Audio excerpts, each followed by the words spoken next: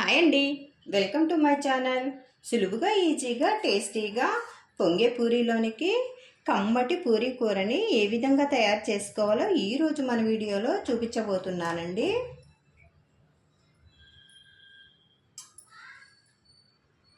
ముందుగా స్టవ్ వెలిగించుకొని ప్యాన్ పెట్టేసుకోవాలి. 1 స్పూనున్నర దాకా ఆయిల్ వేసుకోవాలి.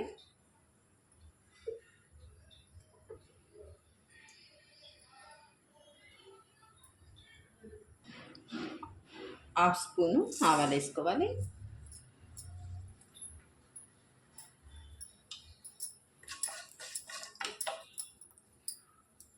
ఆవాలు వేగిన తర్వాత శనగపప్పు వేసుకోవాలి 1 స్పూను. మినప్పప్పు కూడా 1 స్పూన్ వేసేసుకోవాలి. పప్పులు వేగాక జీలకర్ర వేసుకోవాలి. ఇందులోకి 1 మిరపకాయ కూడా కట్ చేసి వేసుకోవాలి.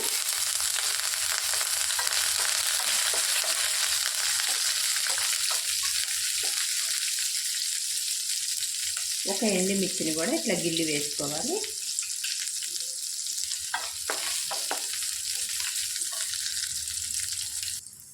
కొద్దిగా కరివేపాకు వేసుకొని వేయించుకోవాలి.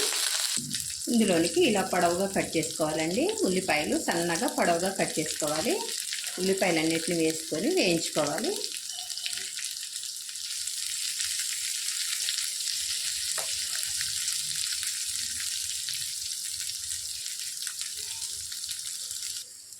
ఉల్లిపాయలు వేసుకున్నామంటే 1/2 టేబుల్ స్పూను పసుపు వేసుకోవాలి.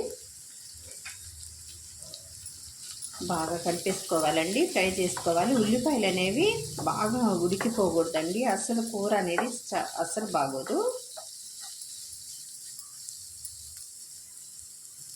ఉల్లిపాయలు అనేవి ఇలా వేగినాక ఇందులోనికి పచ్చి బఠానీ వేసుకోవాలండి.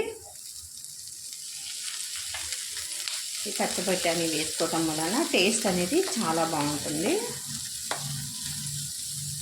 ఇందులోనికి క్యారెట్ ముక్కలు కూడా వేసేసుకోవాలి.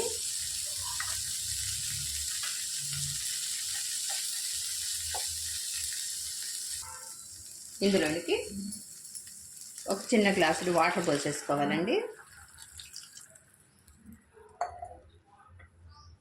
రుచికి సరిపడా ఉప్పు వేసేసుకోవాలి.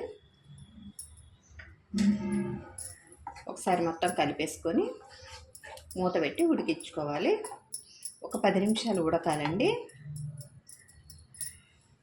అప్పుడే తినడానికి చాలా టేస్ట్ ఉండిద్ది.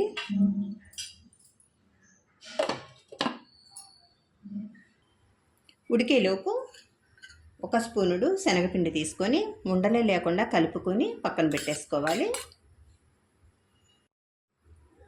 ఒకసారి మూత తీసి చూసుకొని ఈ విధంగా ఉడికితే సరిపోతుందండి. ఉల్లిపాయ మరీ మెత్తబడిపోకూడదు. క్యారెట్ అనేది బఠానీ అనేది కూడా మంచిగా ఉడికిపోయింది. ఇందులోనికి ఇప్పుడు కలిపి పెట్టుకున్న ఈ శనగపిండిని వేసేసుకోవాలి.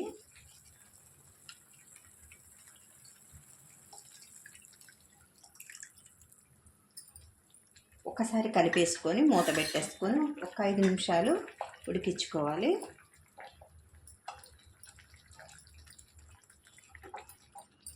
స్టవ్ స్లో ఫ్లేమ్లో పెట్టుకోవాలి.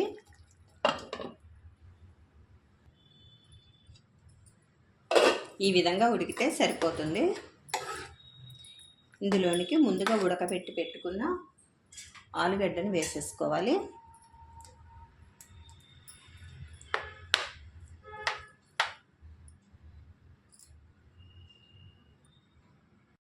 పైన కొద్దిగా కొత్తిమీర చల్లేసుకోవాలి. రెడీ అయిపోయిందండి. సులువుగా ఈజీగా టేస్టీగా పొంగే పూరీలోనికి కమ్మటి పూరీ కూర అండి. మీరు తప్పకుండా ట్రై చేసి చూడండి. ఎలా వచ్చిందో కామెంట్ రూపంలో తెలియచేయండి. మరిన్ని టేస్టీ రెసిపీస్ కోసం అంజు రుచులు ఛానల్ని సబ్స్క్రైబ్ చేసుకోవటం మర్చిపోవద్దండి. Thanks for watching. బాయ్ అండి.